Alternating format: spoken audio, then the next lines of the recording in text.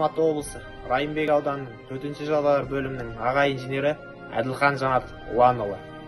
Тәуелсіздік бабалар аңсауы, ұрпақтың қолы жеткен киелі кезең. Тәуелсіздік таңбасы таста, қаны қара жердің тамырында жатқан құдіретті сөз. Еліміз тәуелсіздіктің бесігінде тербелгелі 30 жыл. 30 жыл ішінде Қазақстан етек-жеңін жиып, шекарасын бекітіп, өз алдында дербес зайырлы ел болды. Бұл атадан келе жатқан ұлы жеңістің жемісі. 1991 жылы 16 желтоқсанда егемендігін алған еліміздің өз президенті ұлты мен ұлысы, салты мен дәстүрі, мәдениеті мен экономикасы болды. Желтоқсанның желі мен ызғарына қарсы тұрған жастардың жалынды рухы мен ерліктілерінің арқасында шаңырағы биік, керегесі кең мемлекет болып қалыптастық. Сөз соңында Нұрсұлтан Әбішұлы Назарбаев айтқандай, бұл дүниеде біздің бір ғана отанымыз бар.